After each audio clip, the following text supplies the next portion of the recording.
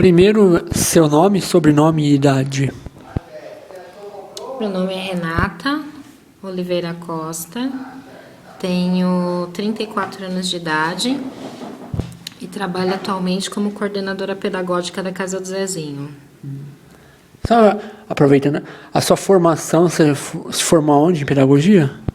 Sou formada, na verdade, ser educadora era um sonho de infância, né?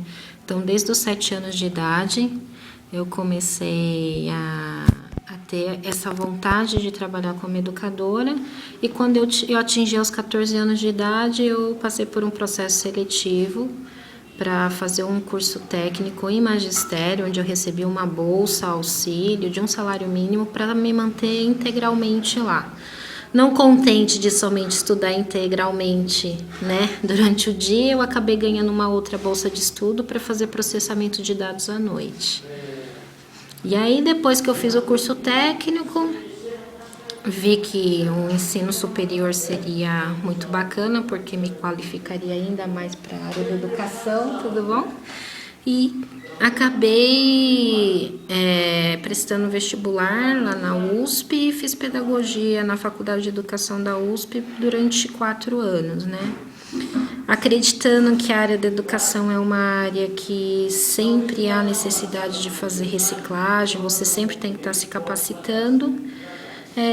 Acabei escolhendo fazer o trabalho de conclusão de curso, uma pesquisa na época que eu tinha interesse em fazer, para conhecer um orientador para dar continuidade à minha formação acadêmica no mestrado, né? Mas o bacana é que eu acabei conseguindo muito mais que isso. A pesquisa que eu fiz, ela foi muito boa, acabei apresentando para um consulado japonês para dar continuidade a essa pesquisa no Japão e fiz uma especialização lá durante 2 anos.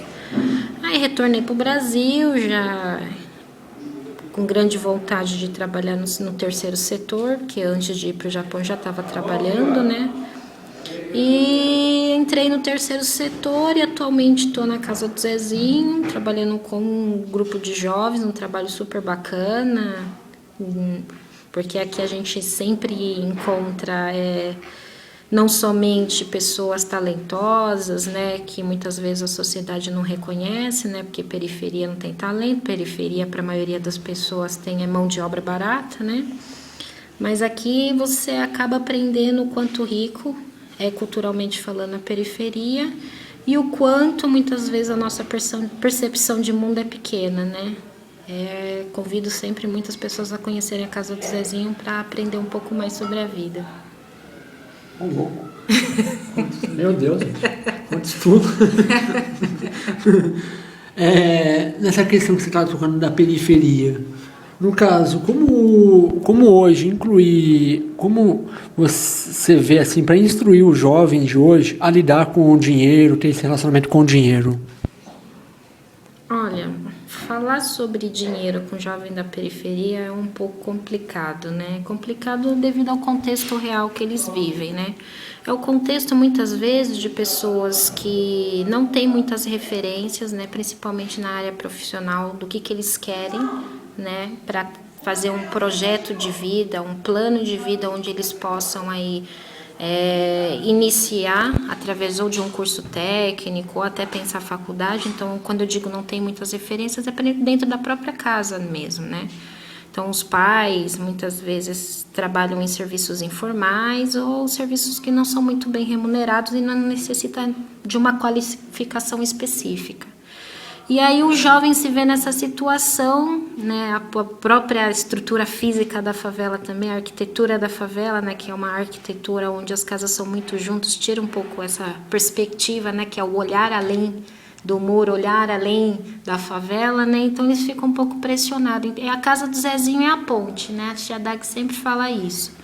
E quando a gente vê essa realidade, onde o menino muitas vezes entra num trabalho ou procura um serviço porque a família pressiona para auxiliar dentro de casa financeiramente ou até para começar a ter seu dinheiro para comprar suas próprias coisas, porque o menino começa a ter os seus gostos, suas exigências, o dinheiro muitas vezes é visto como uma forma de auxílio para a família, não uma forma de conquista e de superação de si dentro da sociedade, né? Então, assim, eu vou conseguir um dinheiro para ajudar a minha família em casa e assim trazer um pouco mais de conforto, mas não dentro de uma ação onde eu me veja desenvolvendo habilidades que eu tenha, que são inatas dentro de mim, ou habilidades ou campos de interesse que eu encontre dentro de mim. Muitas vezes eu vou trabalhar sem muitas vezes reconhecer em mim, aí é um trabalho de autoconhecimento, né? Reconhecer em mim aquilo que eu tenho de potencialidade para eu ir lapidando dentro desses serviços, mas eu vou trabalhar para conseguir uma grana para ajudar meu pai dentro de casa e a minha mãe, né? A gente tem vários exemplos daqui na casa do Zezinho de que não vai muito longe isso, né? Então a gente tem um exemplo de uma jovem que foi nessa vontade, né? Foi trabalhar, conseguiu um dinheiro para auxiliar a família, entrou no cargo aí de jovem aprendiz numa grande corporação, não se identificava com aquele universo, e aí o bacana é que ela entrou e descobriu realmente que ela não se identificava, né? E quando ela teve a primeira oportunidade de sair, ela não quis saber de benefícios, não quis saber se o salário ia ser maior ou menor, ela acabou optando por aquilo, uma área que ela se identificava mais, e aí ela viu aquilo enquanto profissão, né? Não somente como emprego. Então tem as duas coisas, né? O que é profissão, o que é emprego, o que é serviço, né? Então serviço e emprego muitas vezes são algo que eu quero fazer para conseguir um dinheiro para aliviar a pressão que eu tenho na família, né? E profissão é algo que eu escolho, que eu me identifico e que eu quero começar a trabalhar nessa área, porque eu sei que se eu galgar dentro dessa área de interesse que é minha, eu vou estar crescendo a cada passo que eu vou dando, seja fazendo uma faculdade, seja tendo a oportunidade de trabalhar em grandes corporações, seja conversando com pessoas da mesma área e compartilhando, né? Porque aí as coisas se faz por prazer, né? Não somente pela necessidade de ter comida no prato, né? Certo. No caso, a necessidade do dinheiro tanto vale para o jovem da classe média alta como para o jovem da periferia. Vendo por essa questão, muitos diferentes de escolas de elite, escolas grandes, particulares, que hoje já incluem a questão de uma educação financeira na grade curricular desde a criança que tem 5, 6, 7 anos de idade, que às vezes quase nem tem muita consciência, da vida, mas já é inclusa essa educação financeira e vai até o terceiro colegial. E você vê e por que você vê essa questão, por exemplo, por que não trazer, por que você acha que não tem essa educação financeira vindo para a escola pública? Não precisa, por exemplo, vir para o primário, mas, por exemplo, uma educação financeira a partir do ginásio ou do colegial. Por que você enxerga que não tem a educação financeira como grade curricular no ensino público? Olha, educação financeira não começa no ensino médio, né? Educação financeira começa na educação infantil, onde o pai delega a responsabilidade ou delega um dinheiro para o menino, dá um dinheiro para o menino e aquele dinheiro mensal ele acaba utilizando nas necessidades básicas dele. E ali você percebe como ele trata o dinheiro, né? Tem algumas crianças que criam um perfil de guardar aquele dinheiro para atingir um valor maior, para alcançar algo, ou uma bicicleta, alguma coisa que tem um valor agregado maior, e tem algumas crianças que são imediatistas e acabam gastando aquele dinheiro conforme as necessidades que vão surgindo. Isso tudo depende da educação que os pais transmitem para os filhos, né? E eu não consigo pensar diferente disso, mas assim, o que eu vejo é que na escola particular a gente foi pensado ter aulas de educação financeira, e a gente não pode generalizar que todas as escolas particulares tenham, mas em algumas foi pensado isso porque existe uma educação elitista que pensa que aquelas pessoas que estão sendo formadas naquele espaço educacional vão ser futuros empresários, vão ser pessoas que vão ser lideranças ou de empresas ou lideranças mundiais. Em contrapartida, isso me dói falar, mas é verdade, a imagem que se tem do jovem na periferia é que o único problema que ele tem é arranjar emprego, entendeu? A fase onde ele poderia estar investindo em capacitação, em educação, em cursos, em conhecer diversas experiências, seja por meio de viagem, seja por meio de passeio, seja por meio de livros, entendeu? A fase que ele está ali, amadurecendo escolhas que ele vai levar para a fase adulta, a sociedade ainda acha que o cara da periferia não precisa disso, que o problema dele é ter grana no bolso para ter comida no prato, entendeu? Então o triste é isso, porque o cara da periferia não precisa se qualificar, porque ele vai o quê? Atingir o quê? Os empregos que não necessitam de capacitação profissional, entendeu? Porque é a massa, é essa a imagem que se passa. Quando a gente pensa aqui na Casa do Zezinho, a gente tenta conversar com alguns parceiros, e agora muito mais com esse boom econômico do Brasil, a gente percebe muito na fala do parceiro que a preocupação maior é que o cara seja inserido no mercado de trabalho, independente de como ele está. Entendeu? Atingiu a idade de 16 anos, 17 anos, pode ser jovem aprendiz. Lá ele vai aprender fazendo. Mas muitas vezes o cara não está preparado, vem de sistema de ensino caótico, não sabe escrever, não sabe se posicionar, não sabe expressar seus sentimentos, não sabe lidar com pressão, entendeu? Então o que acontece? Ele vai, mas ele volta, porque o cara não está preparado com questões mínimas de relações interpessoais dentro do grupo, entendeu? Então é triste que hoje, pensando então, se há necessidade de educação financeira dentro das escolas públicas, é óbvio que precisa, principalmente porque as propagandas atualmente, principalmente o governo que não põe um basta nisso nos empresários, cobram juros muito alto com relação a empréstimo, tudo muito facilitado, né? Empréstimo, parcelamento de carro, crediário de casa, tá tudo muito facilitado, mas as pessoas não estão preparadas para administrar tudo isso. Então o que acontece? Vira aquele boom, né, de pessoas endividadas e acaba criando aí esse caos que a gente está vendo, né? Uma coisa que já aconteceu no Chile, já aconteceu nos Estados Unidos, e agora com a facilitação de crédito no Brasil está acontecendo aqui.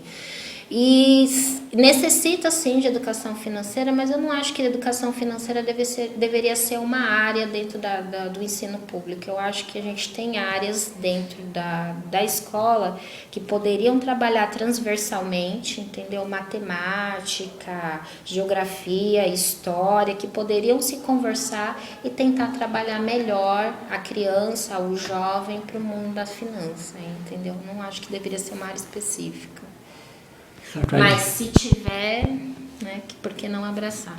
Dessa forma traria um benefício muito grande se pudesse haver a educação financeira, ou haver métodos um pouco menos pré-históricos como hoje existem no ensino público, porque trazendo isso, como você apontou mesmo, que a ideia mesmo essa ideia capitalista é que realmente o jovem de periferia, não, para que a gente vai dar muito ensino? Ele só precisa daquilo e pronto, acabou. Sendo que muitas vezes, por exemplo, nós aqui, como vem também da periferia, sei como aqui, vamos assim dizer, aqui é um campo onde pode-se obter muitos talentos, como não busca lá fora. Por exemplo, os que estão lá fora, os que estão na elite, que estão nos bairros ricos, estão no exterior, eles têm esse alcance, pois o fato da condição financeira, que desde pequeno foi educado para... Você nasceu para ser um presidente de empresa, nasceu para ser um rico. Escravizadas, né? E a gente que vem da periferia, a gente não vive essa realidade, né? E o que eu vejo também como vantagem também, a pessoa vindo da periferia, que ela vem de uma situação completamente difícil, e aqui vai aprender, não só aqui na Casazinha, mas vai aprendendo com as dificuldades e vai lutando para conquistar e grandes personalidades, como a gente conhece no Brasil e no mundo, saíram de bairros violentos e estão ganhando grandes mídias, como Larry King, Oprah Winfrey. Aí, no caso, Você também vê, então, como seria muito bom e também traria assim, muito benefício para os jovens se essa educação viesse para o ensino público, né? Sim, eu acho que a nossa educação ela precisa ser repensada, reconstruída, revista. Eu acho que atualmente a gente tem sim condições de dar uma educação financeira para os nossos meninos desde a infância, não precisa ser no ensino médio, porque eu acho que são hábitos que a gente constrói muito cedo, não é tarde que se trabalha isso, mas não acredito que a necessidade da construção de uma área de educação financeira dentro do ensino médio ou dentro da educação brasileira. Acredito que a gente precisa pensar um currículo transversal, onde as áreas que já estão postas lá, seja áreas de matemática ou ciências exatas, ou áreas de ciências humanas, história, geografia, língua portuguesa, que poderiam trazer uma análise para dentro da sala de aula de como o que o dinheiro representa dentro de uma sociedade capitalista, né? O que o dinheiro pode possibilitar. Então, como eu consigo esse dinheiro, né? Porque, na verdade, o que é isso? Tudo é baseado na troca, né? E esse dinheiro, como eu poderia dizer? É uma imposição da sociedade, né? Você não precisaria basear toda a sua vida em relação de trocas, em conquistas por meio do dinheiro.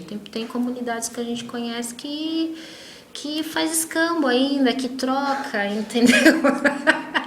E aqui na periferia também é muito assim. Muitas vezes você tem um serviço, você não pode pagar, então tá, eu faço isso por você e você faz isso por mim. E não quer dizer que ali não existam dois beneficiados e não há possibilidade porque não tem uma moeda que foi instalada, entendeu, pela sociedade. Existem outras formas da gente construir essa troca de serviços, não precisa ser diretamente pela moeda, né? E eu acho que é isso que tem que ser trabalhado com o menino, entendeu? Porque assim, é muito triste isso, porque a sociedade passa que você só consegue as coisas por meio do dinheiro, por meio do trabalho, né? Então você precisa trabalhar para conseguir o dinheiro para você conseguir aquele objeto. Então, que é dignidade. Então, por exemplo, preciso trabalhar para conseguir dinheiro para ter uma casa, preciso trabalhar para conseguir dinheiro para ter alimentação, quer dizer, eu preciso trabalhar para conseguir dinheiro para ter uma dignidade, para ter qualidade de vida. E não é assim que funciona, né? Muitas vezes eu não preciso trabalhar para conseguir dinheiro, muitas vezes eu tenho um serviço que eu posso trocar com outra pessoa e conseguir aquilo por meio daquele serviço que eu prestei por aquela pessoa. É uma forma de troca, é uma forma de você, vamos dizer assim, viver dentro de uma sociedade, né? É isso, muito obrigado, Renata. Acabou? Acabou. Espero que eu tenha te ajudado em algo.